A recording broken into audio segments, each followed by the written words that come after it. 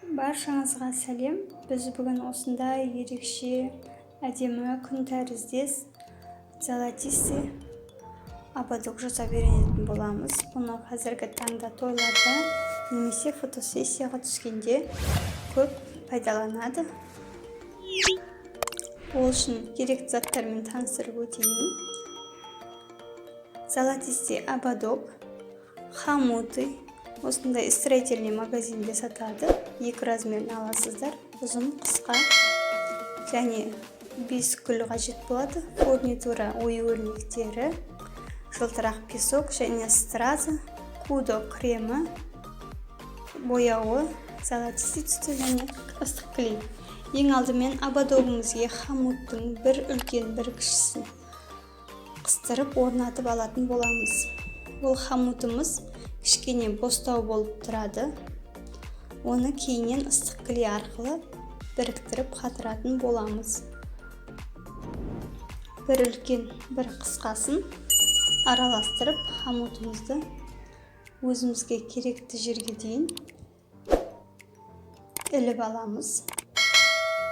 Және ыстық клей арқылы босап тұрған хомуттардың екі ортасын кішкене білінер-білінбестен тамызып, біріктіріп, қатты етіп бекітетін боламыз.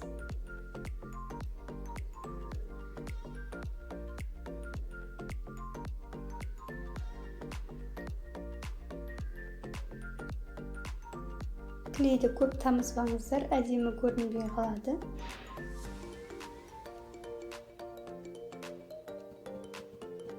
Міне барлығын клейлеп қатырып алдық. Енді камераның жасалған гүлімізді жабыстыратын боламыз.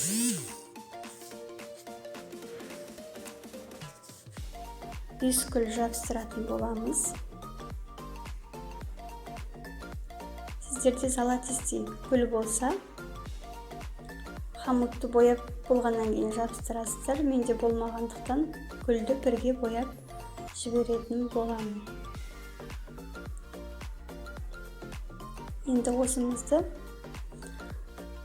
фурнитурасын жабыстырмай тұрып, золотистый түске бояумен бояп аламыз. Міне бояп алдық. Бұл тез кебеді. Енді әр гүліміздің артына фурнитурамызды, ою-өрнегімізді жабыстырып шығатын боламыз.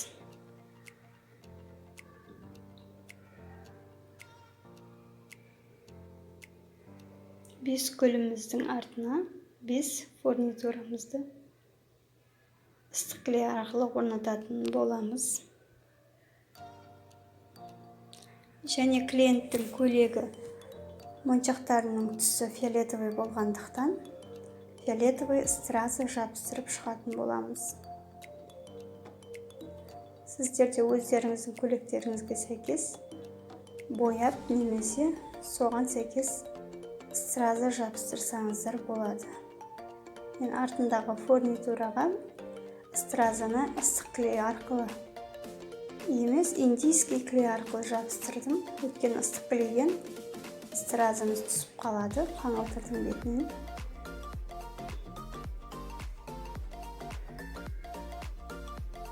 Осылай барлығын жабыстырып шығамыз. Индийский клей бұл ұзақ кебеді, кішкене күтесіздер.